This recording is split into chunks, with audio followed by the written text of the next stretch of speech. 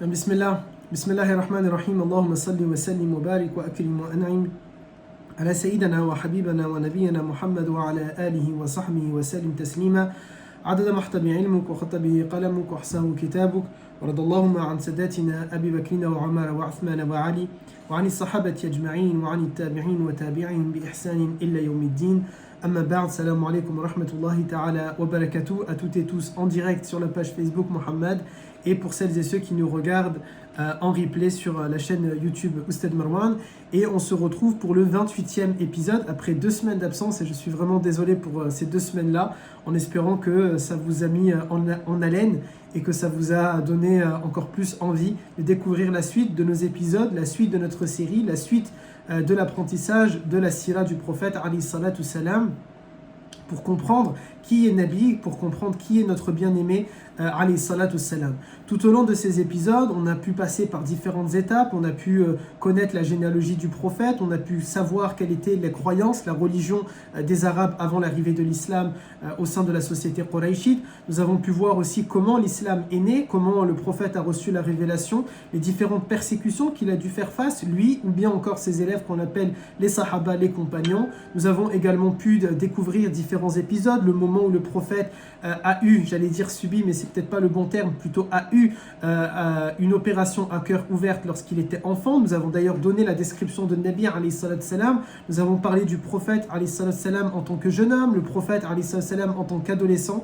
Nous avons parlé aussi du prophète alayhi salatu salam en tant qu'époux, avec quelques allusions à mon dernier livre au sujet des mères des croyants, c'est-à-dire les épouses du prophète alayhi salatu salam. Tout au long de ces épisodes, nous avons pu ainsi découvrir ces différents moments de la vie du prophète alayhi salatu salam, et ce bien sûr grâce à Allah Azza wa Jal, parce que Dieu l'a décidé, parce que Dieu l'a voulu, et en utilisant le sabab de cette chaîne Facebook Mohammed ou encore le réseau YouTube pour de manière à le voir en replay. Et donc encore un grand merci, et je te réponds merci beaucoup pour le bienvenu de nouveau, un grand merci aux administrateurs et aux administratrices pour leur confiance qu'ils me font, la patience aussi qu'ils ont avec moi, puisque je suis désolé d'avoir annulé à 2 reprises. Si vous devez en tenir rigueur, ce n'est pas à eux, mais bien sûr, c'est uniquement à moi. Et puis nous nous retrouvons maintenant pour ce 28e épisode. Un 28e épisode, juste avant de le commencer, je suis vraiment désolé pour ceux qui sont en direct et pour ceux qui sont en replay. Je ne sais pas si vous avez un petit bruit derrière, je ne pouvais pas m'empêcher de garder la climatisation. Il fait très chaud et du coup j'ai dû mettre la clim. Alors j'ai essayé de la mettre le plus bas possible pour ne pas qu'on entende le bruit.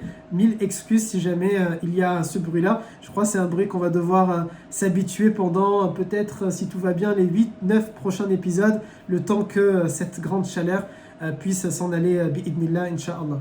Alors, lorsque on est en train de faire ce 28e épisode, je me suis dit que ce 28e épisode, avant de reprendre le déroulé, et je n'oublie pas que nous devions voir ensemble Al-Isra wal-Mi'raj, ce magnifique voyage, ce voyage en 2 étapes, à la fois le voyage nocturne qui va transporter le prophète de la ville de Mecca vers la ville sacrée de Jérusalem, notre Jérusalem à nous que nous espérons retrouver en paix un jour pour les Palestiniennes et les Palestiniens bi'idnillah. Et la deuxième partie de ce voyage qui démarre de la mosquée sainte d'Al-Aqsa, 3e lieu saint de l'islam, 3e lieu saint important de l'islam, vers les cieux dans lesquels le prophète alayhi salam va pouvoir rencontrer différents prophètes et différents événements qui vont se passer. Avant d'entrer dans ce sujet-là, qui sera l'objet de prochains épisodes, je voulais que l'on traite d'un sujet qui est important, toujours bien sûr lié à notre bien-aimé, ce qu'on appelle Ahlul Bayt, parce que c'est important. Parce que jusqu'à maintenant, nous avons parlé de Abu Talib, nous avons parlé des mères des croyants, nous avons parlé également de la fille du prophète alayhi salatu salam lorsqu'il va lui dire « Oh Fatima, sauve-toi parce que je ne pourrai pas te sauver ». Et donc on a eu ainsi de cette manière-là l'occasion de discuter à plusieurs reprises, de plusieurs façons des membres de la famille du prophète. Et il est donc important d'arriver à ce stade-là, au bout de 28 épisodes, de pouvoir parler et de dire, de définir qui sont les Ahlul Bayt. Parce que les Ahlul Bayt, c'est un sujet qui est souvent une chasse gardée à la communauté chiite. C'est-à-dire c'est souvent uniquement la communauté chiite qui va montrer avec plus ou moins de choses correctes, avec plus ou moins d'égarement ou de droiture, son attachement et son amour à Ahlul Bayt. Mais l'amour de Ahlul Bayt n'est pas et ne doit pas être une chasse gardée à la communauté chiite, à la communauté shia. Ahlul Bayt, c'est un sujet qui nous concerne. Ahlul Bayt, c'est un sujet qui concerne les sunnites. En premier lieu, c'est vous et c'est moi, ce qu'on appelle en français les musulmans orthodoxes. Ahlul Bayt, c'est quelque chose d'important parce que le Nabi alayhi salam, il nous a demandé de prier sur lui et de prier sur sa famille. Nous disons toutes et tous Allahumma salli ala Sayyidina Muhammad wa ala Ali Sayyidina Muhammad. Il y a plusieurs manières, bien sûr, de faire salat ala Nabi. Certains, par exemple, vont préférer simplement enlever le terme de Sayyidina et dire Allahumma salli ala Muhammad wa ala Ali Muhammad. Le fait est que l'on dise d'ailleurs Sayyidina ou pas, le fait est que dans les deux cas, dans les trois cas, dans les milliers de cas qui peuvent exister des salawats ala Nabi, il y a la prière sur lui alayhi salatu salam et sur sa famille. Et donc, lorsqu'on dit sallallahu alayhi wa sallam, nous disons également sallallahu alayhi wa ala alihi wa sahbihi wa sallim taslima. C'est-à-dire que nous demandons, de la même manière que nous prions sur notre bien-aimé, nous prions aussi sur la famille de Nabi alayhi salatu salam. Et ces prières-là, elles vont à ce groupe-là qu'on appelle Ahlul Bayt. Alors, qui sont-ils? C'est l'objet de ce cours-là. Lorsqu'on parle de Ahlul Bayt, le terme Ahl, donc il est divisé en deux. On a Ahl et nous avons Bayt. On dit parfois Al al-Bayt et parfois Ahlul Bayt. Al al-Bayt, ça vient de Ala Ya'ulu et Ahl al-Bayt, yani de Ahl. Les deux sont synonymes, ils veulent dire exactement la même chose. Lorsqu'on décortique maintenant ces deux termes, Bayt et Ahl, ou bien Al, la première partie, Ahl ou Al, c'est le fait que ça renvoie à quelque chose. Ça veut dire littéralement Al-Ahl, qu'on appelle maintenant la famille, mais Al-Ahl, c'est le fait, ce groupe de personnes vers qui on va retrouver, comment le dire avec de bons termes, pardon, comment on dit, le bercail, mais je crois que ce n'est pas un très beau terme de dire le bercail, la maison, c'est-à-dire ceux vers qui nous allons revenir, ceux vers qui nous allons retourner quotidiennement, constamment. Alors généralement, c'est la famille, c'est al-usra. Pourquoi? Parce qu'on vit avec eux. Et donc, al-ahl, ce qu'on appelle maintenant la famille, c'est devenu ainsi parce que littéralement, ce sont ceux que l'on fréquente le plus. Alors, ce n'est pas une réalité aujourd'hui puisqu'on ne fréquente pas forcément sa famille le plus souvent. Il y a d'ailleurs des sœurs et des frères convertis qui ont des conflits avec leur famille. Il y a même des sœurs et des frères qui ne sont pas convertis mais qui ont des conflits avec leur famille. Ne jugez jamais d'ailleurs les conflits familiaux parce que très souvent, on ne sait pas d'où ça vient. On ne connaît pas le pédigré, on ne connaît pas l'historique des événements. Ça m'a marqué il y a quelque temps de cela, une femme par exemple qui me disait, elle avait été très jugée très rapidement, où on lui disait non, ça ne se fait pas, tu dois parler à ton frère parce qu'il y avait un conflit entre elle et son frère, sans connaître l'histoire, l'historique. Et il s'avérait que cette femme, on lui a fait beaucoup de remords de cette manière-là, ça ne se fait pas, tu parles pas à ton frère, c'est haram et ceci et cela, et la famille c'est important, et la famille, alors que le frère, en l'occurrence, avait violé cette sœur-là. Il avait abusé de cette sœur-là pendant des années. Et là, non, on ne peut pas accepter l'idée de dire à cette fille-là de lui faire ces reproches-là et ces remords-là. Non, parfois, il y a des conflits familiaux et ils sont légitimes et ils sont acceptables. Et il faut que nous acceptions ça et que chacun regarde devant sa porte et que chacun, surtout, regarde lui-même. Il sait, c'est-à-dire cette sœur-là, c'est elle-même et ce frère-là, c'est lui-même. Pourquoi il y a ce conflit-là? Il nous faut faire très attention. Même si, littéralement, le terme « ahl » signifie et signifier, c'est ceux vers qui nous allons retourner quotidiennement. Le deuxième terme de ce mot composé, c'est « bayt ». Bayt, tout simplement, il signifie maison. De cette manière-là, al-ahl et bayt a formé ahlul bayt, c'est-à-dire de manière générale, on entend par ahlul bayt les gens de la maison prophétique. Eh bien, les gens de la maison prophétique, c'est-à-dire, c'est un terme que j'utilise dans mon dernier livre au sujet des mères des croyances, si jamais vous l'avez lu, en utilisant d'ailleurs le coupon de réduction de la page Facebook Mohammed que vous avez en affiche. Si jamais vous l'avez lu, vous allez voir que ce qu'on appelle les gens de la maison prophétique, ce sont à la fois les mères des croyants, mais ce sont aussi les enfants du prophète. Pardon, il y a le chat. Hop. Alors, désolé pour la caméra qui vient de tomber. Ceux qui vont pouvoir couper ce passage-là, je crois que je vais finir en mème ou en gif, mais c'est pas grave. Désolé. Hop, je vais essayer de le bloquer derrière. Mille excuses, administrateurs, administratrices et téléspectateurs surtout, pour ce moment. Mais ceux de YouTube, ils ne voient pas qu'est-ce qui vient de se passer, parce qu'il y a deux téléphones, mais le portable de Facebook est tombé.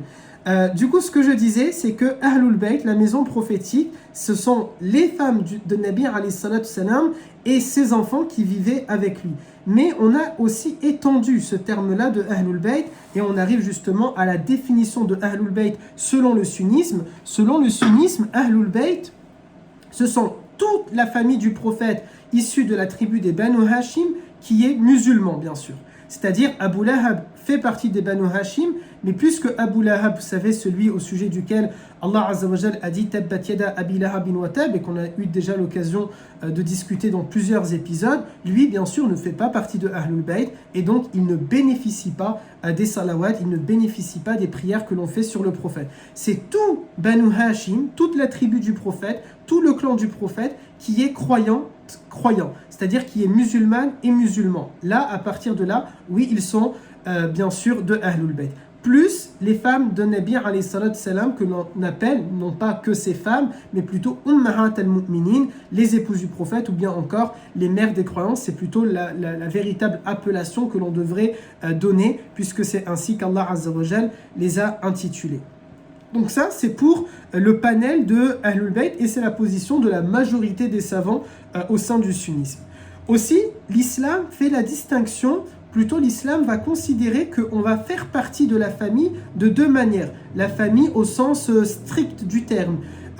On peut être ce qu'on appelle al-al bit-tabi'iyya ou bien al-al bil-asala. C'est-à-dire le premier, c'est un lien familial qui se crée par le mariage, qu'on appelle aujourd'hui, il fait partie de ma famille par alliance. C'est de cette manière-là que les femmes de Nabi alayhi salam sont devenues nos mamans, les mères des croyants, et qu'elles sont devenues des Ahlil Bayt, puisque Allah Azza wa Jal leur dit dans le verset 33 de la sourate Al-Ahzab qu'elles sont min Ahlil Bayt. Et également, Allah Azza wa Jal fait cette mention-là pour parler de la femme de Sayyidina Ibrahim, Sarah, ou encore de l'épouse de Moussa, alayhi salatu salam, lorsque Moussa va voyager et que pour partir parler avec Allah Azza wa Jal à travers un arbre, il est accompagné de sa femme et Allah Ta'ala nous dit dans le Coran, en parlant d'elle, elle fait partie de également Ahlul Bayt. C'est donc cette première catégorie, ce qu'on appelle al-al bi tabi'iyya, c'est-à-dire un mariage par alliance qui fait qu'elles font partie désormais de la famille. Dans ce sens-là, islamiquement parlant, maintenant je sais qu'avec notre culture ce n'est pas pareil, puisqu'avec notre culture, si l'un d'entre vous est marié à une sœur, il va considérer que toute la famille de cette sœur-là, c'est sa famille. C'est-à-dire, c'est un peu la coutume, la norme, l'usage, les traditions. Il n'y a pas de mal, bien sûr, je ne suis pas en train de juger cela, je ne suis pas en train de condamner cela, je ne suis pas en train de dire qu'il faut mettre un frein à cela. C'est l'usage et tout simplement, c'est comment les choses ont évolué. Sur le sens strict de l'islam et de manière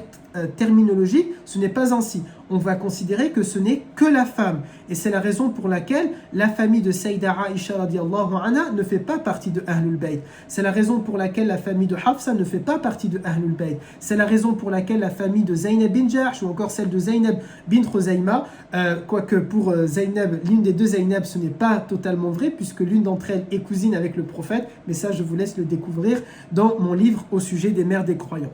Le deuxième moyen d'entrer dans la famille de quelqu'un, c'est par les liens du sang, tout simplement, c'est-à-dire nous sommes des frères, nous sommes des sœurs, ou bien nous avons les mêmes parents, ou bien c'est vos parents, ou bien c'est vos enfants. Il y a une filiation tout simplement sanguine qui fait que c'est la famille. Voilà les deux moyens d'entrer dans la famille et c'est la raison pour laquelle on retrouve dans Ahlul Bayt, dans la famille du prophète, ceux qui bénéficient de nos salawats, on retrouve ces deux catégories-là. Les mères des croyants, c'est la première catégorie, par le mariage par alliance qui produit cet effet, et la deuxième, c'est-à-dire tout le clan de Banu Hashim avec qui le prophète alayhi salatu salam a un lien de sang.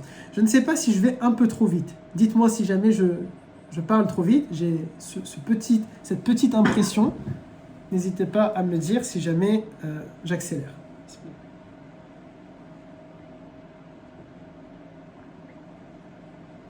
Non? Alhamdulillah. Ahlul Bayt, ça implique quoi? Lorsqu'on fait partie de Ahlul Bayt, parce que vous savez, dorénavant, maintenant, beaucoup de gens aiment prétendre et dire qu'ils ont un lien avec le prophète, qu'ils font partie de la famille du prophète et que donc ça leur conférerait quelque chose d'extraordinaire. Avant de voir les bénéfices ou les bienfaits qu'on attribue à Ahlul Bayt, il est important de rappeler, nous faisons tous partie de la famille des prophètes, alayhim salatu salam. Adam est notre père à tous, mais aussi le prophète Nuh, alayhi salam. Puisque nous descendons, on dit que les deux sont les pères de l'humanité. Le premier, c'est Adam, et puis ensuite, il y a eu toute la population à ce moment-là, par le biais de ses enfants, etc. Mais ensuite, il y a eu l'arche de Noé, le bateau dans lequel Sayyidina Nuh va monter avec quelques croyants, et tous les autres vont décéder. Et là, les croyants qui sont montés avec Sayyidina Nuh vont tous devenir stériles, ils vont tous devenir infertiles, sauf les 4 enfants, les 3 enfants, je crois, si ma mémoire est bonne. C'est pas normal d'ailleurs que j'oublie, puisque j'ai écrit un premier livre au sujet des histoires des prophètes. Les enfants de Nuh seront les seuls, alayhi salatu salam, qui vont pouvoir enfanter. Et c'est la raison pour laquelle l'humanité va renaître à partir de Nuh et que les deux sont considérés comme étant les pères de l'humanité. Voilà pourquoi nous faisons tous partie, nous avons au minima, nous avons 2 prophètes dans notre famille, nous avons 2 prophètes dans nos ancêtres, au minima, mais bien sûr, on peut en avoir beaucoup plus puisqu'il y a eu environ 124 000 prophètes. Ce n'est pas ça qui fait de nous des personnes qui peuvent entrer au paradis directement. Souvenez-vous la parole que j'ai redit en introduction, le prophète alayhi salatu salam, il dit à sa fille Fatima, qui n'est âgée que de 8 ans, « Ô Fatima, sauve-toi parce que je ne pourrai pas te sauver. Ô Fatima, crois parce que je ne pourrai pas te sauver. » Et donc là, on voit clairement appartenir à la famille du prophète, alayhi salatu salam, ne veut rien dire en soi, ne veut pas dire qu'on rentre au paradis. Mais bien sûr, il y a quelques bienfaits qu'on va pouvoir discuter tout à l'heure. La première chose que je voulais faire avant de parler des bienfaits, c'est de parler des devoirs. Les devoirs de Ahlul Bayt, quels sont-ils? Plutôt, qu'est-ce que ça implique? Il y a un big interdit lorsqu'on fait partie de la famille du prophète, alayhi salatu salam, c'est le fait qu'on n'a pas le droit de manger de la sadaqa. On n'a pas le droit d'utiliser la sadaqa. Et ici, le prophète, alayhi salatu salam, d'ailleurs, le fait très bien. J'en parle dans mon dernier livre. Lorsqu'il va arriver à un endroit, et chez lui plutôt, et que Sayyida Aïcha, radiallahu anha, elle est en train de cuisiner. Et je ne sais pas, est-ce que le prophète a senti une bonne odeur? Est-ce que le prophète avait faim? Est-ce que, je ne sais pas si on peut dire de la gourmandise. Allahu a'lam, pourquoi? Mais il a voulu goûter de ce plat-là. Et il va dire à Sayyida Aïcha, radiallahu anha, oh, qu'est-ce que tu es en train de préparer? Peut-être ici certains époux savent, ou certains enfants avec leur maman savent, ou bien l'inverse, certaines épouses quand elles voient, j'espère, leur mari, nos frères en train de préparer à manger, se le disent aussi, Allahu a'lam comment, mais le prophète, alayhi salam, il rentre et il va questionner Aïcha qu'est-ce qu'elle est en train de préparer.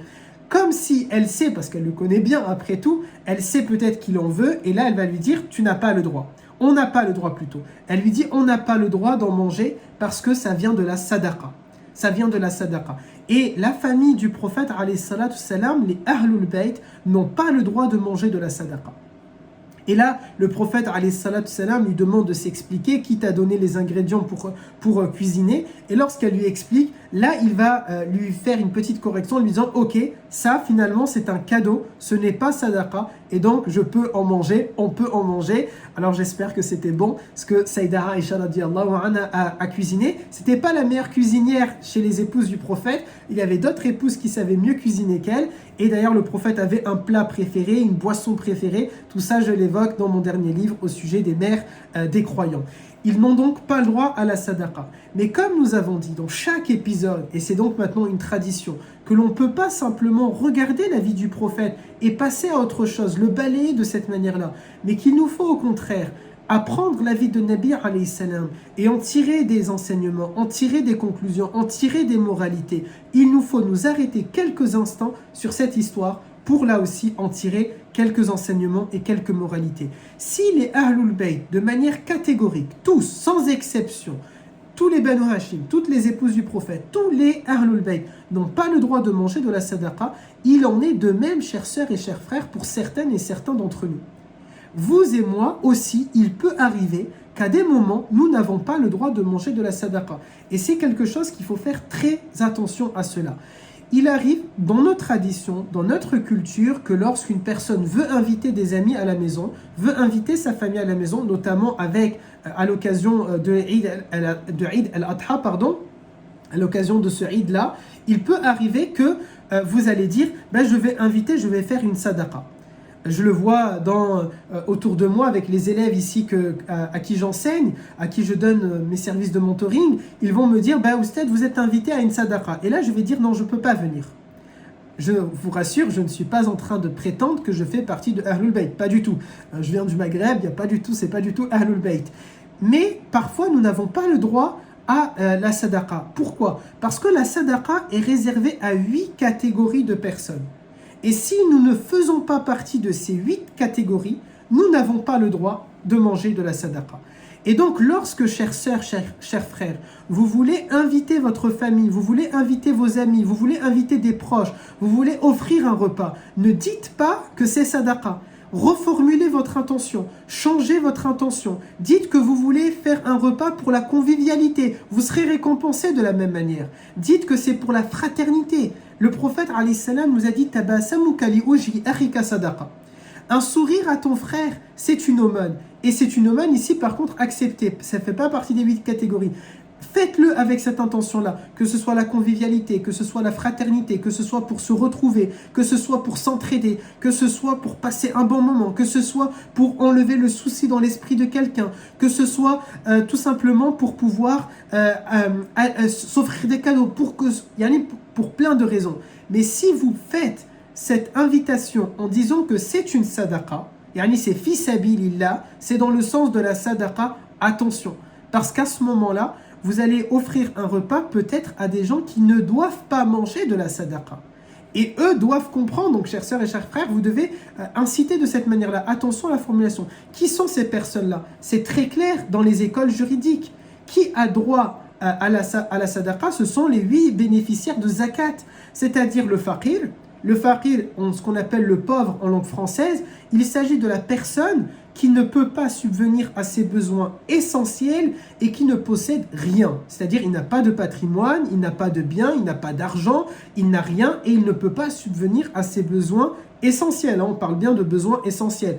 La clim que j'ai en face de moi n'est pas en soi un besoin essentiel. L'appartement, je ne vous dis pas, c'est un F combien que je vais avoir, n'est pas forcément essentiel. Par contre, avoir un toit, c'est essentiel. Manger à sa faim, c'est essentiel. Mais manger une pizza ou un tacos ou une shawarma, peu importe, ou du mafé, ce n'est pas forcément essentiel. Manger à sa faim, ça par contre, c'est essentiel. Boire de l'eau, c'est essentiel. Boire une boisson, ce n'est pas essentiel. Avoir des glaçons, ce n'est pas essentiel. Par contre, boire de l'eau fraîche quand il fait très chaud, ça peut être à un moment donné essentiel. Donc tout ça, on rentre dans des débats bien sûr, on n'a pas besoin de détailler toute la liste des choses qui sont essentielles, mais c'est-à-dire essentielles pour vivre tout simplement. Sans cela, je ne peux pas vivre. Eh bien ça, c'est le faqir. C'est quelqu'un, ce pauvre-là, c'est quelqu'un qui n'a pas les moyens d'assumer, de pouvoir payer ses besoins essentiels et il ne possède rien. La première catégorie, des gens qui ont le droit la première catégorie, des gens qui ont le droit à la sadaqa. La deuxième catégorie, c'est ce qu'on appelle les miskines. Alors, nous, maintenant, dans le langage, on peut dire « miskin » et on le traduit aussi par « pauvre ». Or, il y a une petite différence. Juste, un instant, je dois charger le téléphone avant qu'il s'éteigne. Sinon, c'est pas du tout sérieux et professionnel. Désolé. Bismillah. Mille excuses. Le miskin, ce n'est pas comme le pauvre. Nous, aujourd'hui, on le traduit un peu facilement par le pauvre. Il y a une oh, miskin, c'est un pauvre. Or, islamiquement, ce n'est pas pareil. Le miskin et le faqir, quelle est la différence entre les deux? Les deux n'arrivent pas à assumer les différentes charges pour leurs besoins essentiels, mais la différence, c'est que le miskin, lui, il possède des biens. Il peut avoir de l'argent, il peut avoir un appartement à son nom, il peut être propriétaire, mais malgré ça, il n'arrive pas à se payer à manger.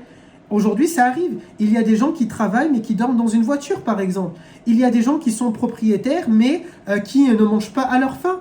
Il y a aujourd'hui des personnes, par exemple, qui vont avoir de l'argent en banque, mais cet argent-là, par exemple, je ne sais pas, on va dire, imaginez 5 000 euros, ça peut être une petite fortune, mais ces 5 000 euros ne sont pas suffisants pour subvenir à tous leurs besoins, parce que peut-être il est endetté, parce que peut-être il a ceci ou cela. On va revenir d'ailleurs sur le point de l'endettement. Donc c'est la petite différence. Voilà pour la deuxième catégorie.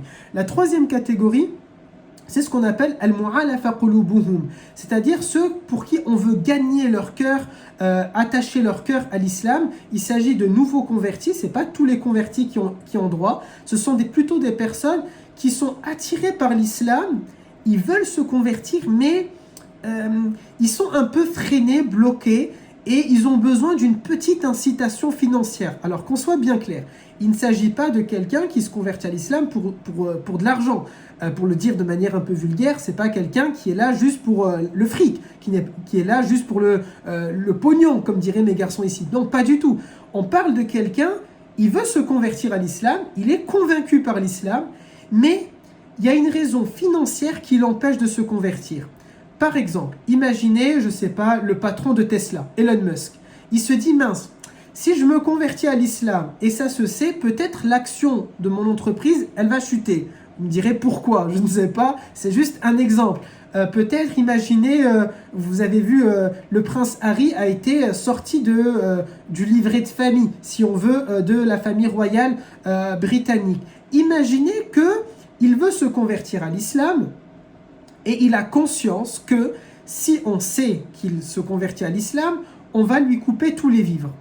Là, vous voyez, il peut être convaincu par l'islam, mais en même temps, il se dit, mince, moi je suis un prince, j'ai jamais travaillé, je ne sais pas travailler, pour des raisons de sécurité, je ne peux pas aller travailler. Alors vous et moi, on peut être un peu dur et se dire, non, il a qu'à galérer, mais c'est une réalité. Quelqu'un, tout simplement, qui vit, c'est un prince, c'est un riche, c'est un ultra riche, il a baigné dans ce monde-là, il ne sait pas forcément la réalité, il peut pas, il y a certaines choses qu'il ne peut pas faire, c'est critiquable, bien sûr, on peut le penser, mais c'est un fait, ça existe, cette chose-là. Et c'est pour ça qu'il y a ce principe-là, al-mu'alafa qulubuhum. On peut, ces gens-là, les aider financièrement et leur dire, Labas, rentre dans l'islam, ne t'inquiète pas, on va s'occuper de toi. Et donc, on va leur donner cette rente financière. Bien sûr, ce n'est pas une rente qui dure ad vitam aeternam, qui dure toujours, mais au bout d'un moment, bien sûr, elle est censée s'arrêter. Il est censé s'en sortir de lui-même, il est censé devenir indépendant parce que l'islam exige cela. Et dès lors qu'il devient musulman, il est censé respecter les règles de l'islam. Dans Al-Mu'alafa Qulubuhum, ça peut être également attirer à l'islam quelqu'un qui, lui, par contre, n'est pas forcément totalement convaincu par l'islam, il a beaucoup de doutes, mais on se dit, on va lui faire un gros chèque, et en espérant ensuite qu'il va assister à des cours, à des conférences, peut-être ici sur la page Facebook Mohammed, et il va être ensuite convaincu par l'islam.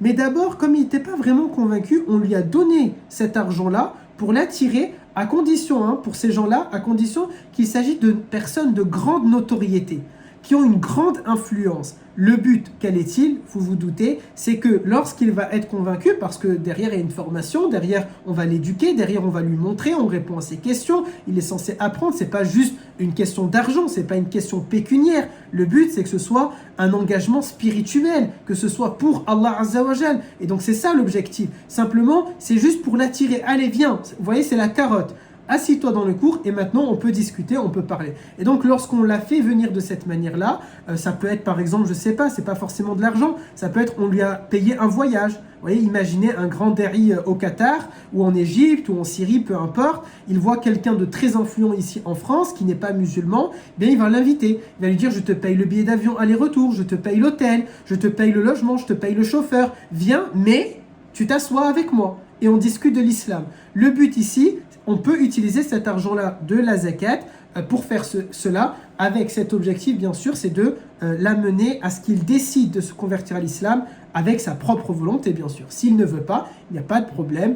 Il peut rentrer avec son billet retour et ça s'arrête là, tout simplement. On ne va pas insister plus, on ne va pas le forcer et surtout, on va arrêter de dépenser de l'argent dans ce sens-là. Je ne sais pas si c'est clair, comment je vous explique. Est-ce que si jamais il y a des remarques, n'hésitez pas. Je crois qu'il y avait une question d'un frère qui demande est-ce que c'est comme Al-Ikram? Mon frère, wallahi, je ne sais pas du tout c'est quoi Al-Ikram. En tout cas, là, ça me dit rien. Si tu peux me le développer, si vous pouvez me le développer, et comme ça, je peux essayer de répondre à ça. Mais comme ça, Ikram, ça ne me dit rien. Pour moi, Ikram, ça vient peut-être de Karama, mais je ne vois pas le lien avec les pauvres. N'hésitez pas à me le dire. La quatrième catégorie qui a droit à la zakat, ce sont les esclaves. Donc là, on avance rapidement, bien sûr, parce que c'est pas l'objet, ce n'est pas de faire un cours de fiqh, mais ça reste de Ahlul Bayt. Mais puisque nous disons que Ahlul Bayt n'ont pas le droit à la sadaqa, c'était pour moi important, parce qu'on doit tirer des enseignements de préciser cela. Les esclaves, aujourd'hui, vous allez peut-être penser qu'il n'y a pas, au contraire, il y a aujourd'hui de l'esclavage moderne. J'ai d'ailleurs fait un exposé étant plus petit sur cela. Alors quand on dit une personne, je t'invite pour un ikram, sincèrement, je ne sais pas c'est quoi du coup ikram, je n'ai jamais entendu. Si le terme ikram ne veut pas dire sadaqa, c'est une invitation en gros. Si c'est dans ce sens-là, oui, on peut. Ce n'est pas pareil que sadaqa. Vraiment, sadaqa, ce sont ces 8 catégories de personnes. Si c'est une invitation, je t'invite à venir manger, il n'y a aucun problème. On peut inviter qui que ce soit à venir manger pour un repas, etc. C'est juste vraiment, c'est-à-dire dans le terme, vous voyez, dans notre intention. Si on dit je vais faire une sadaqa pour ceci, par rapport à cela, et donc nous, dans notre esprit, on est en train de viser une catégorie de bénéficiaires de la sadaqa. Il faut faire attention. Il faut que ce soit la catégorie de la sadaqa. Si maintenant c'est juste une invitation, il n'y a pas de problème. Et ça ne perd pas dans la valeur. Parce que souvent, on pense que le fait de dire c'est une sadaqa, ça a énormément. Oui, ça a beaucoup de valeur si on vise la catégorie des personnes. Mais si on dit je veux faire une sadaqa, mais à la fin elle n'est pas allée aux bénéficiaires de la sadaqa, il y a un problème ici. C'est-à-dire que soit ça ne s'appelle pas sadaqa, soit il y a quelqu'un qui a mangé de l'argent de la sadaqa et il n'avait pas le droit de manger de l'argent de la sadaqa. Il nous faut donc faire très attention à cela. Donc les esclaves, il y a aujourd'hui aussi bien sûr de l'esclavage moderne, dans ce sens-là, wa fika baraka. Cinquièmement, ce sont des prédicateurs ou des missionnaires qui ont besoin d'argent. Ce n'est pas du tout un appel, je vous rassure, pas du tout. Si jamais ce sont des prédicateurs et des missionnaires qui auraient besoin d'argent pour faire da'wa, parce qu'ils se sont consacrés uniquement à ça, ils ne font que ça et donc forcément ils ont besoin de vivre et c'est acceptable, hein, il n'y a pas de mal par rapport à ça, il n'y a aucun problème à payer un imam, il n'y a aucun problème à payer un prédicateur, c'est sa mission, c'est son travail, il veut faire que cela, il doit bien manger, il doit bien dormir, il doit bien s'habiller, donc lui il a le droit, à condition bien sûr, mais on ne rentre pas dans tous les détails, qu'il fait bien son travail, qu'il n'est pas en train d'égarer, mais et aussi bien sûr qu'il est diplômé pour pouvoir le faire. En tout cas, quand je dis diplômé, c'est-à-dire qu'il est sérieux dans sa manière et dans sa façon de le faire. Et enfin, nous avons également le voyageur, puisque le voyageur ici, il s'agit de celui qui est parti en voyage et il s'est retrouvé tout d'un coup sans un sou.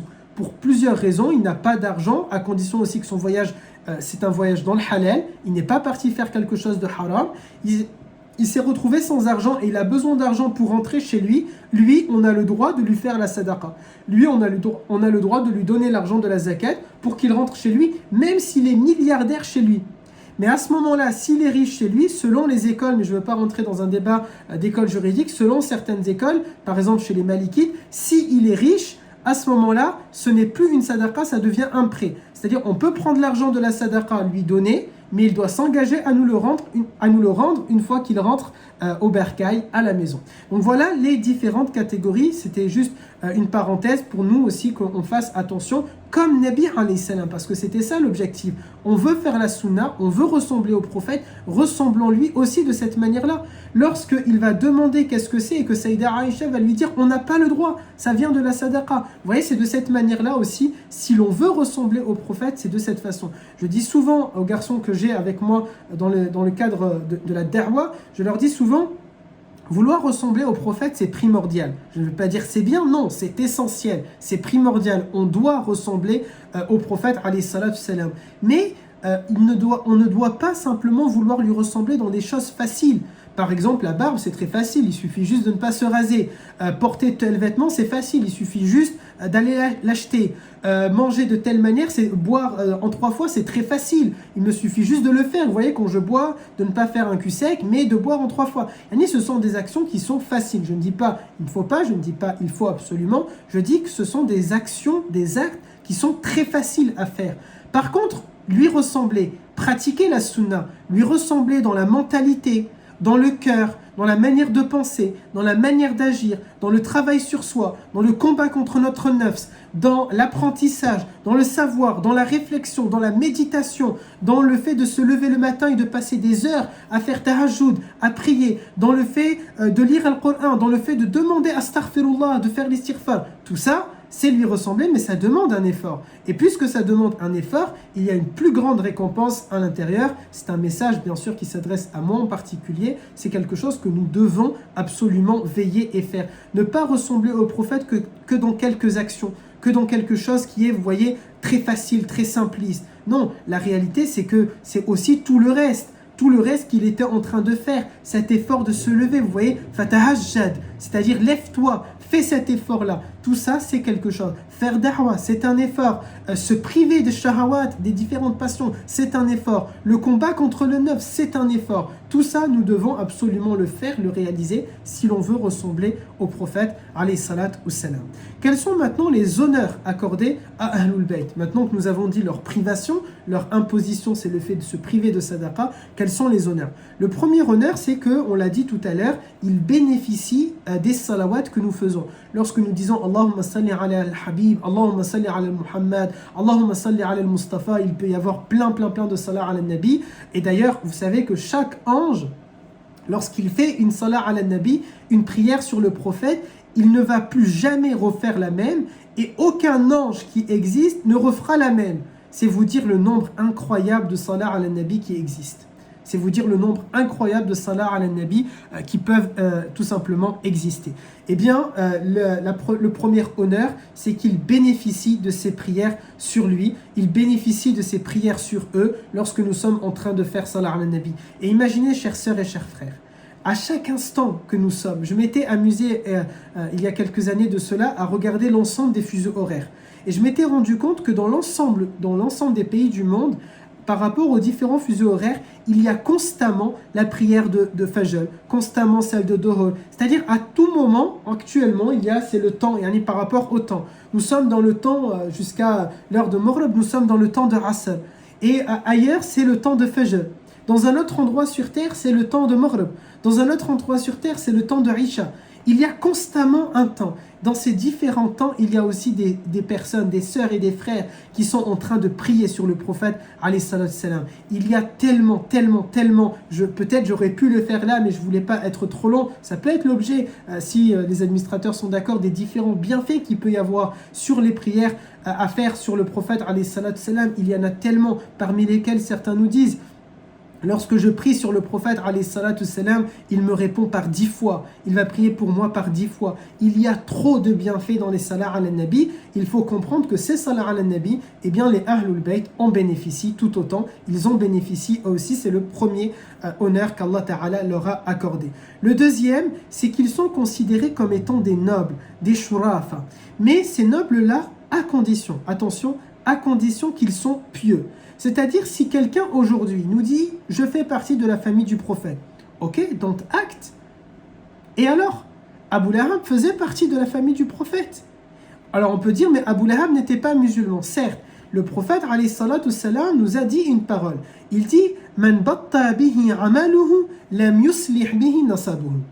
Cette parole-là, les savants, je la répète, « Man batta bihi amaluhu, lam yuslih bihi nasabuhu ». Le prophète, alayhi salatu salam, lorsqu'il prononce cette parole-là, que nous enseignent Sahaba, que nous enseignent les compagnons, que nous enseignent les savants de l'islam, il nous enseigne qu'elle veut dire quelque chose. Tout d'abord, faire partie de la famille du prophète, c'est un honneur, c'est un caractère de noblesse, à condition que l'on est pieux. Si l'on n'est pas pieux, et ça, vous et moi, on ne peut pas juger de la piété d'un individu. Allah Azza wa Jal peut juger de la piété d'un individu. L'individu lui-même, il peut avoir conscience. Est-ce que je suis en train de faire des grands péchés? Est-ce que je suis en train de tenir mes prières? Est-ce que je suis en train d'essayer d'augmenter mes adorations? Est-ce que je suis en train d'essayer de me purifier? Est-ce que je suis en train d'essayer de cheminer vers Allah Azza wa Jal? Est-ce que je suis honnête? Est-ce que je suis franc? Est-ce que je suis sérieux? Est-ce que je ne me mens pas avec moi? Est-ce que je ne mens pas à moi-même? Est-ce que je n'essaye pas de tricher, de corrompre, de mentir? Est-ce que je n'essaye pas de trouver des voies, des subterfuges? Est-ce que je n'essaye pas de ruser? Si j'ai conscience de cela, Yani, il faut être conscient, se regarder dans un miroir et se dire « je ne suis pas pieux à ce moment-là ». Vous et moi, on ne peut pas juger de la taqwa, de la piété d'un individu. Ça, on ne peut pas. Allah Ta'ala peut. Et l'individu lui-même peut, parce il se connaît normalement lui-même, sauf si vraiment il est totalement perdu et il n'a pas conscience. Normalement, l'homme pieux, d'ailleurs, ne va pas juger qu'il est pieux. Il considérera pas du tout, je ne suis pas pieux. Les saints de ce monde, les grands savants de ce monde, ils sont eux-mêmes en train de considérer, mais subhanallah, je risque ceci, je risque cela. Ça me fait penser à Omar ibn al-Khattab, qui va dire à un moment donné, il est avec Omar et Abu Bakr et Uthman, ils sont en train de parler, Abu Bakr qui dit à Uthman, tant que je n'ai pas tant que je n'ai pas un pied au paradis, je serai inquiet. Et Uthman qui dit, et imagine si tu mets les deux. Et Omar il dit, Wayhakum, malheur à vous. Même, imaginez si vous étiez loin dans le paradis, on vient vous chercher. Bien sûr, ce n'est pas ainsi. Quand on rentre dans le paradis, on n'y sort pas. Mais c'est vous dire la crainte qu'ils avaient. Ou encore lorsque Omar ibn al-Khattab, alors même qu'ils sont promis au paradis, alors même qu'ils sont mubashirin bil jannah. C'est un décret divin. Radiyallahu anhum wa radu'an. Ils rentrent au paradis, ces gens-là. Mais malgré ça, ils avaient cette crainte. Parce qu'ils ne se considèrent pas pieux. Parce qu'ils avaient cette crainte-là. Omar ibn al-Khattab, celui que le prophète alayhi salam a dit, s'il devait y avoir un prophète après moi, il n'y en a pas bien sûr, mais s'il devait y avoir un prophète après moi, ce serait toi, ya ibn al-Khattab. Omar ibn al-Khattab, que Shaitan avait peur de lui, lorsque Shaitan voit Omar, il s'enfuit, il s'en va. Omar ne voit pas Shaitan, il ne sait pas si Shaitan est en face de lui, s'il est dans la même ruelle que lui. Shaitan lui le sait, il s'en va, il s'enfuit, il a peur. Et bien ce même Omar, il dit, Wallahi, si Dieu devait dire, toute l'humanité rentre au paradis sauf une personne, il dit Wallahi, ce serait Omar ibn al-Khattab. Parce qu'il a peur.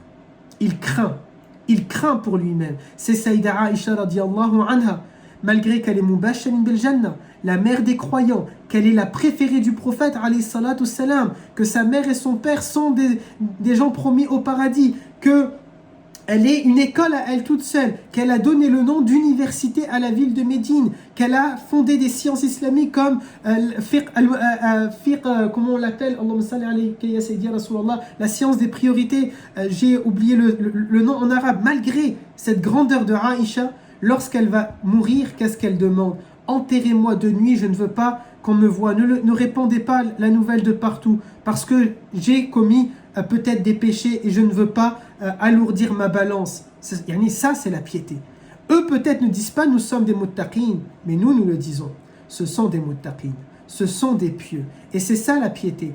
Donc, si je fais partie de la famille du prophète, quand je dis je ne parle pas de moi, bien sûr, de votre frère Marwan, je parle de manière générale. Si je suis membre de la famille du prophète, alayhi salatu salam, et que je suis pieux, alors oui, j'ai ce caractère-là, ce deuxième bienfait qui s'appelle la noblesse. Allah Ta'ala considère que je suis un noble et donc j'ai un degré supérieur par rapport aux autres. Mais si je fais partie de la famille du prophète, mais que je ne suis pas pieux, eh bien c'est comme faire partie tout simplement de n'importe quelle autre famille. Ça n'a pas de grandeur, ça n'a pas de valeur, ça n'a pas de cachet. Et donc toutes celles et tous ceux aujourd'hui qui nous disent « moi je fais partie de la famille du prophète », ok, mais est-ce que tu es pieux ? Est-ce que tu es en train de pratiquer ta religion de la bonne manière, en train de suivre les choses de la bonne manière? Sur ce point-là, il est très important aussi pour moi de pouvoir dire, je crois que c'est en train de bugger, est-ce que vous m'entendez bien? Si quelqu'un peut me dire, est-ce que vous m'entendez bien?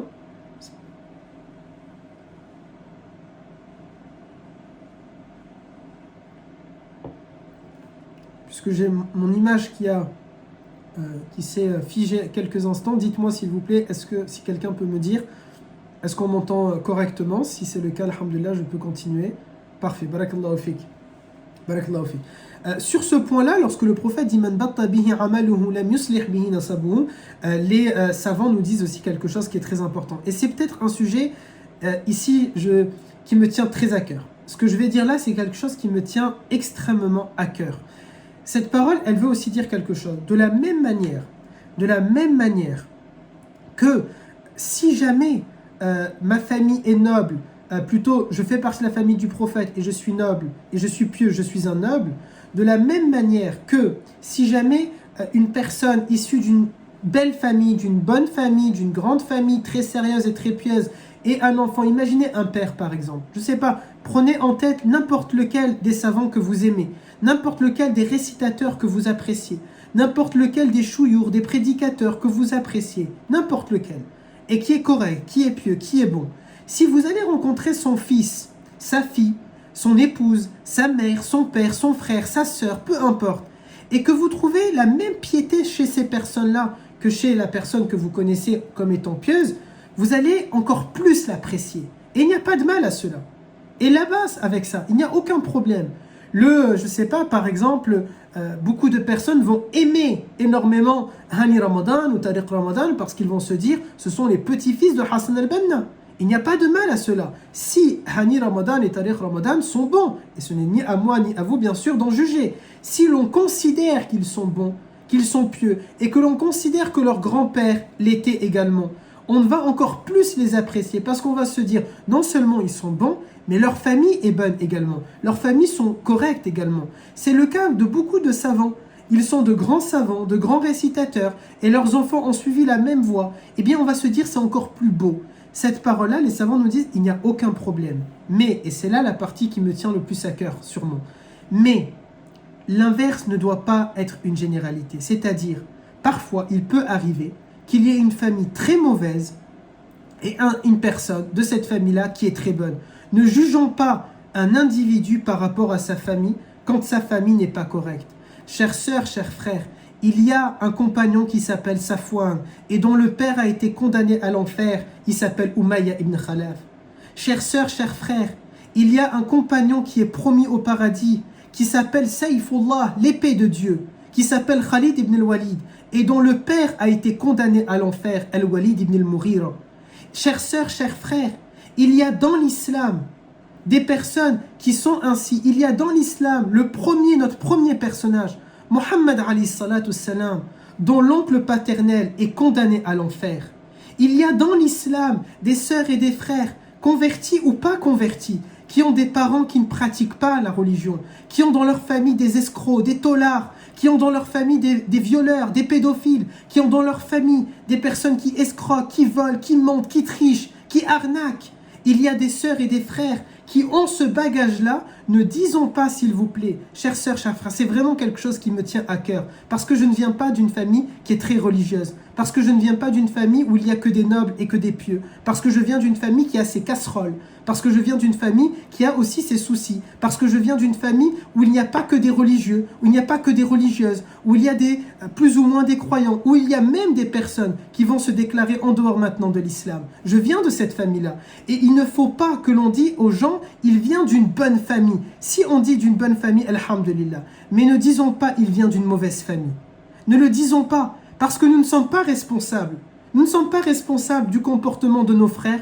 Nous ne sommes pas responsables du comportement de nos parents. Nous ne sommes pas responsables nous sommes responsables du comportement parfois si vraiment nous avions une autorité sur ces personnes. Nous sommes responsables de nous-mêmes, subhanallah.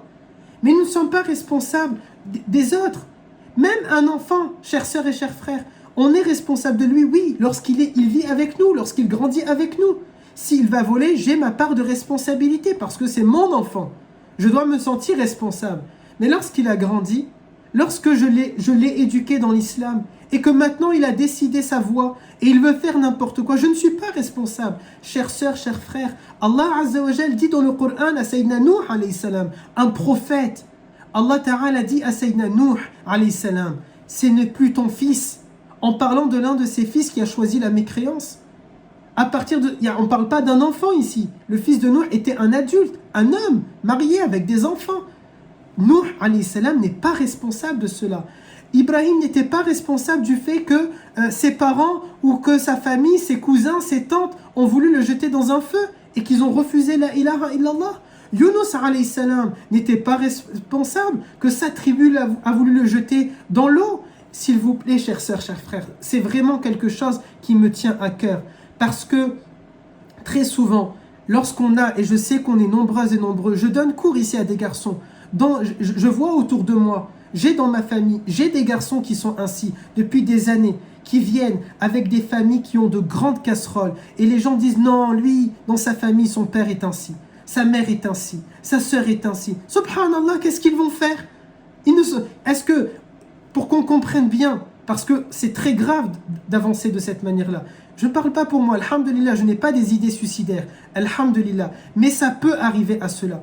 Qu'allons-nous dire à un jeune, par exemple, qui a 15 ans, dont le père est un alcoolique, dont la mère est une alcoolique, ils sont musulmans, ils se prétendent musulmans, ils sont alcooliques, ils ne veulent pas suivre l'islam, ils font zina, c'est olé olé à la maison, ils font n'importe quoi, ils peuvent ne pas manger halal, et nous allons dire, oh non, surtout ce garçon-là, il ne faut pas se marier avec lui. Sa famille, elle est mauvaise. Et qu'est-ce qu'on veut? Que ce garçon, il se met une balle dans la tête? Que ce garçon, il se tue? Parce que personne ne veut de lui? Parce que personne ne veut le fréquenter?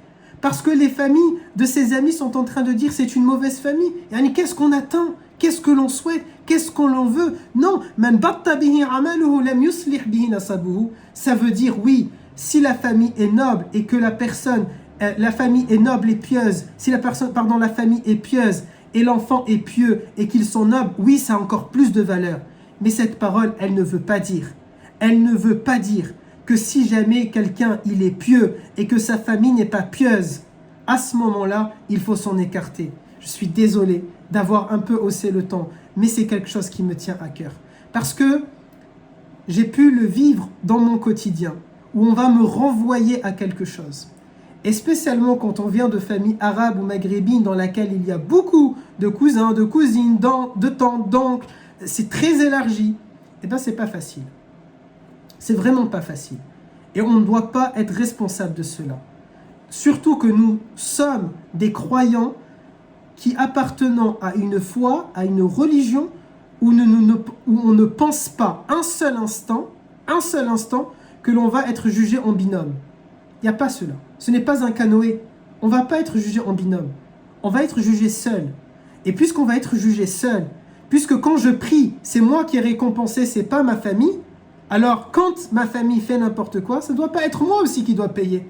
Ça ne peut pas marcher que dans un sens. Allah yarda alaykum. Mais au-delà de moi-même, c'est vraiment pour toutes celles et tous ceux qui sont ainsi. Parce qu'il y a des sœurs et des frères qui vivent de cette manière-là et qui souffrent de cette manière-là. Qasaman billah, wallahi, j'ai vu des enfants prier en cachette. J'ai vu des adolescents se cacher pour aller à la mosquée, se cacher pour aller apprendre la religion. Parce que leur famille, ils se réclament musulmans, ils se disent musulmans. Et je ne les enlève pas de l'islam, ça ne m'appartient pas. Mais le fait est qu'ils empêchent leurs enfants de lire le Coran, de pratiquer la religion, d'aller dans une mosquée, de dire, même subhanallah, de dire bismillah. Il y a des enfants, des familles dans lesquelles on va forcer des individus de la famille à boire de l'alcool.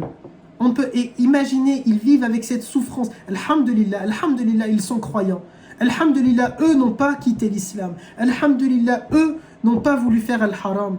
Alhamdulillah, eux ne sont pas attirés par al-haram. Et ils vivent avec cette peine et avec cette douleur. Et ensuite, ils grandissent et on leur jette ça à la figure. Lèche. Pourquoi? À la fin, il y a des sœurs et des frères qui vont finir par se suicider. Et nous devrons répondre de cela devant Allah Azza wa Jal. Parce qu'on les aura isolés.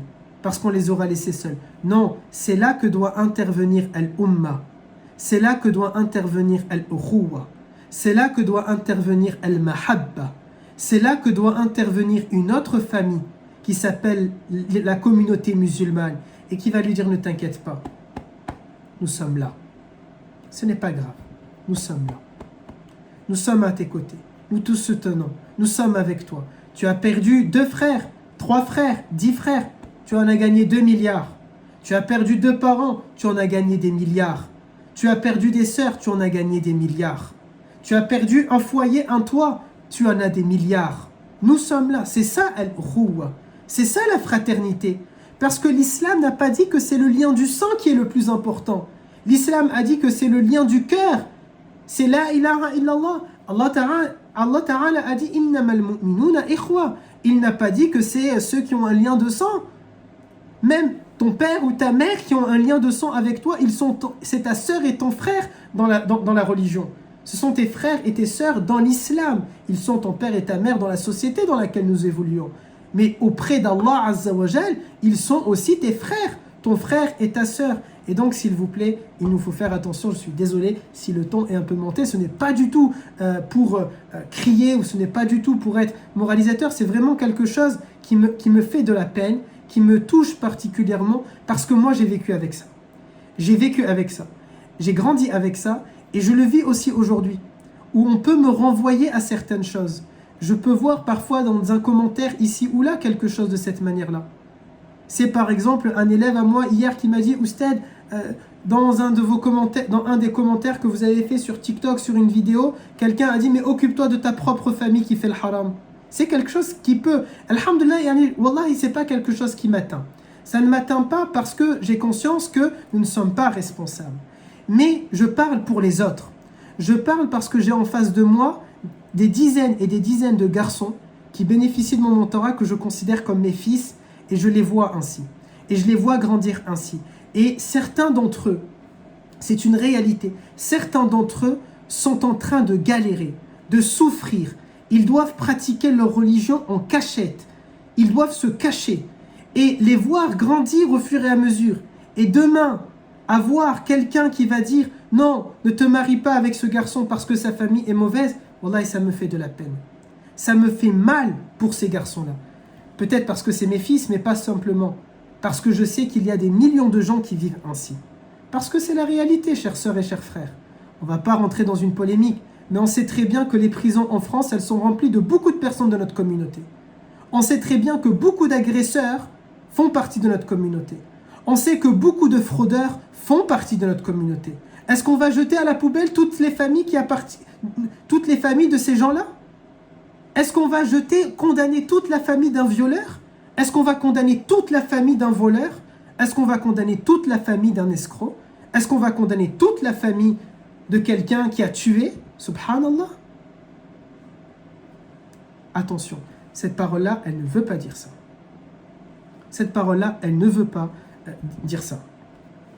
Troisième honneur qui a accordé à la famille du prophète alayhi salatu salam, c'est le fait qu'il nous a dit, sallallahu alayhi wa sallam, dans un hadith authentique, Nabi alayhi salam nous a dit que parmi toute la famille de Ismaïl, Ismaïl étant le fils de Ibrahim, un prophète, c'est-à-dire la tribu arabe, hein, pour le résumer de manière claire, c'est-à-dire parmi tous les arabes, si on voudrait dire de cette manière-là, Allah Azza wa Jal a honoré ceux qui appartiennent à la branche des Kinana. Kinana étant un ancêtre dans la branche des Arabes. Et là, je vous renvoie au tout premier cours que nous avions fait sur la Sira. Il y avait quelqu'un justement qui a demandé où retrouver les épisodes. Je ne sais pas si quelqu'un peut mettre le lien, mais en tout cas, ça s'appelle Ousted Marwan, la chaîne YouTube USTED et plus loin Marwan. Mais vous avez sur l'affiche, les administrateurs mettent généralement mon nom, Ousted et Marwan avec le prénom. C'est exactement de la même manière sur YouTube. Allah Ta'ala a honoré parmi tous les Arabes ceux qui viennent de la branche des Kinana. Et là, je vous renvoie au premier épisode. Parmi eux tous, cette branche-là des Kinana, Allah Azza wa Jal a honoré les Quraysh. Les Quraysh qui sont l'objet de nos différents cours maintenant, de nos 28 premiers épisodes.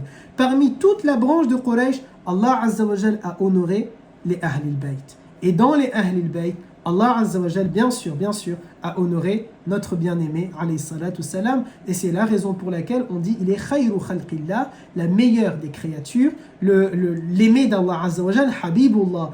Il est l'aimé de Allah Azza wa Jal, bien évidemment. Autre point, autre honneur, c'est ce qu'on appelle Hadith al-Thaqalayn. Alors il y a beaucoup de versions sur Hadith al-Thaqalayn, plus ou moins authentiques, et il faut faire très attention parce que lorsqu'on tape Hadith al-Thaqalayn, on peut tomber sur beaucoup de sources chiites, et donc là je vous dis de faire très attention, mais l'un d'entre eux est authentique, et il a été rapporté par Muslim. Donc si vous souhaitez le Hadith al-Thaqalayn de Muslim, je vous renvoie directement à Sahih Muslim, c'est beaucoup mieux, parce que si vous allez taper simplement Hadith al-Thaqalayn, il y a des centaines de hadiths qui s'appellent ainsi, ils ne sont pas tous authentiques, et surtout, almost, j'allais dire, le plus grave, c'est que la majorité d'entre eux sont ceux qui viennent de la communauté chiite. Et donc faire attention. Que nous dit ce hadith al-Thaqalayn? Il nous montre l'honneur de la famille des Ahlul Bayt, puisque le prophète alayhi salatu salam a dit à l'intérieur, encore une fois, il est authentique, il est dans Sahih Muslim, le prophète alayhi salam dit que je vous laisse, c'est-à-dire dans les derniers jours de sa vie, il va dire aux compagnons, je vous laisse deux choses. Dans une version, il a dit Al-Qur'an wa Sunnah. Dans une autre version, il aurait dit, alayhi salatu salam, je le mets au conditionnel, il aurait dit, je vous laisse le Qur'an, attachez-vous et suivez-le, et je vous laisse ma famille, prenez-en soin. Et donc c'est comme, vous voyez, une recommandation, alayhi salatu salam, qu'il nous aurait fait. Autre bienfait de la famille du prophète, alayhi salatu salam, c'est que le prophète a dit, et là ça revient à mon petit cri du cœur que j'ai fait, le prophète a dit à la fin des temps, aucune famille, la usra, aucune famille ne comptera illa ahlil bayt. C'est-à-dire, j'allais dire Banu Hashim, il dit plutôt ahlil bayt, qui sont bien sûr les Banu Hashim. Il dit, alayhi salatu salam, à la fin des temps, aucune famille n'a d'importance, aucune famille ne compte, aucun lien de sang n'est là, c'est fini, khalas. D'ailleurs, Allah Ta'ala nous le dit dans le Coran.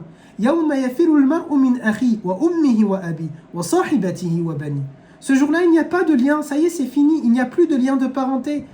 C'est du chacun pour soi. Il n'y a plus mère et père, il n'y a plus sœur et frère, il n'y a plus fils et parents. Non, c'est chacun tout seul.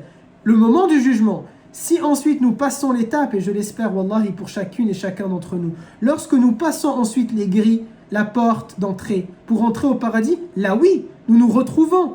Nous retrouvons ceux que nous aimons. Si vous aimez votre mère, vous retrouvez votre mère. Vous aimez votre père, vous retrouvez votre père. Vous aimez telle personne de votre famille, vous allez la retrouver. Je vous le souhaite.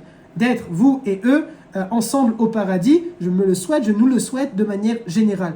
Donc, mais lors du jugement, il nous dit, alayhi salatu salam, la usra, aucune famille ne compte.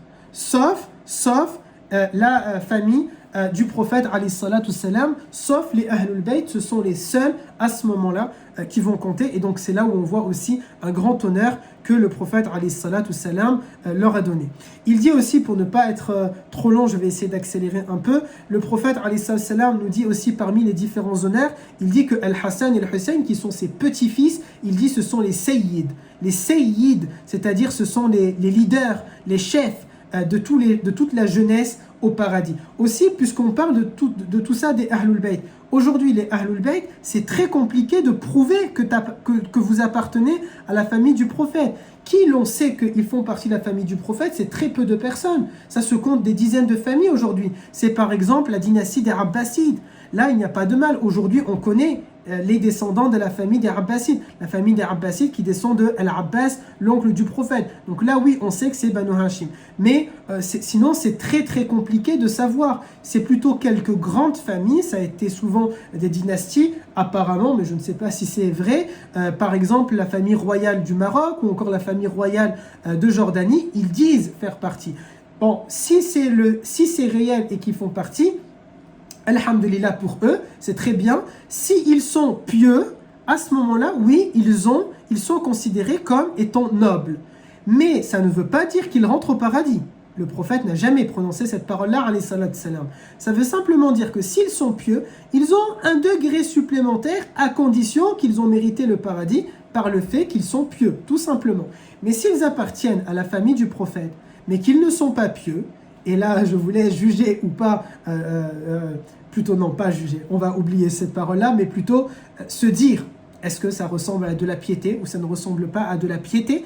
À ce moment-là, bien, et c'est surtout eux, comme j'ai dit tout à l'heure, qui vont en avoir conscience. Vous-même, vous pouvez vous dire, si je suis en train de voir que, subhanallah, il ne fait pas la prière, subhanallah, il fait ceci, subhanallah, il fait cela, bon, moi je ne vais pas le juger, mais je ne dois pas le considérer du coup comme étant un noble, puisque clairement, il est en train de commettre des grands péchés, peu importe qu'il fasse partie de la famille du prophète, ça n'a pas ici d'importance. Autre chose, le prophète, alayhi salatu salam, dernier élément pour montrer cet honneur-là, un jour le prophète fait une khutbah de Jumu'ah et il descend du minbar, il va prendre son petit-fils Al-Hassan, il va l'embrasser, alors je ne me rappelle pas où est-ce qu'il l'embrasse, mais en tout cas il va l'embrasser, donc peut-être la tête, peut-être l'épaule, peut-être la joue, Allahu A'lam, il embrasse son fils, qui est son petit-fils plutôt, c'est le fils de sa fille, qui est jeune, qui est très petit, et le prophète alayhi salatu salam avait déjà l'habitude de leur dire, ce sont mes riha, mes parfums,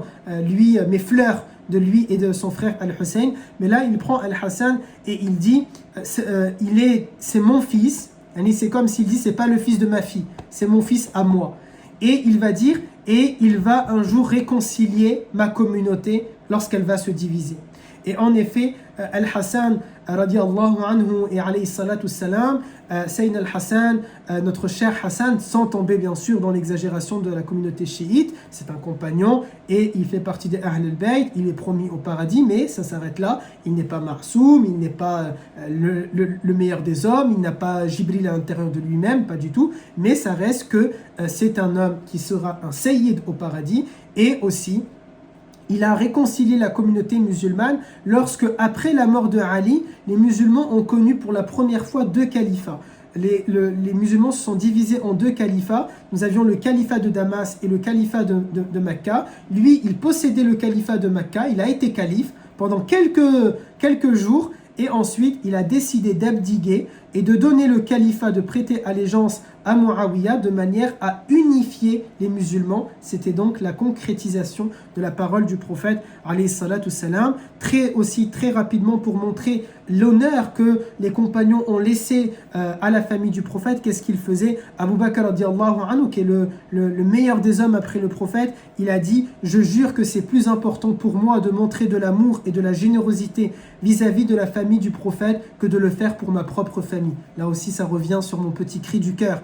Abu Bakr radiallahu anhu encore qui dit « Donner les droits au prophète en donnant des droits à sa famille. » Aussi, radiallahu anhu, Abu Bakr, qu'est-ce qu'il a fait? Un jour, il sort de la mosquée et il voit Al-Hassan justement en train de jouer avec des enfants. Il va le prendre, il va le mettre sur ses épaules et il va lui dire « Non, tu n'es pas le fils de Ali et Fatima, tu ressembles pas à ton père Ali, tu ressembles à Nabi. Tu ressembles pas à Ali, tu ressembles à Nabi. Tu ressembles pas à Ali, tu ressembles à Nabi. » Et c'est-à-dire, il voulait un peu titiller, bien sûr, de manière sympathique et fraternelle, notre cher Ali radiallahu anhu, qui est énorme bien sûr Ali, puisque c'est bien sûr un Ahlul Bayt, étant donné qu'il fait partie des Banu Hashim et qu'il est compagnon. Aussi, on sait que Omar, Othman, Ali, ces trois compagnons, ces trois grands compagnons, ils avaient tellement de l'honneur pour les Banu Hashim, pour les Ahlul Bayt, pas que les Banu Hashim, les Ahlul Bayt, que lorsqu'ils étaient sur un cheval ou sur un chameau et qu'ils avancent et qu'ils vont voir Al-Abbas, l'oncle du prophète qui était musulman, ils descendent de leur monture si Al-Abbas est à pied, parce qu'ils considèrent que ça ne se fait pas d'être au-dessus d'Al-Abbas, alors que Abu Bakr est le meilleur des hommes après le prophète alayhi salatu salam, alors que Omar est le deuxième. Vous savez, dans le sunnisme, qu'est-ce qu'on dit? On dit, les chiites considèrent que, astaghfirullah, Abu Bakr, Omar et Othman ne sont pas they don't worth it. Ils ne méritent pas, ils ne sont pas de bons croyants, astaghfirullah. Mais dans le sunnisme, nous considérons les meilleurs, c'est dans ce sens-là. Abu Bakr, Omar, Othman, thumma Ali, puis c'est Ali. Et après, c'est dans le choix de chacun, comme on le souhaite. Mais Abu Bakr, parce qu'il a été choisi par la Ummah, Omar ensuite, Othman ensuite, et Ali avait respecté cet ordre-là, cette chronologie-là. Mais pourtant, ces trois premiers, qu'est-ce qu'ils faisaient? Ils descendent de leur monture par respect pour Al-Abbas. On sait également, et dernier point, on sait que tout Quraysh aurait pu faire partie de Ahlul Bayt.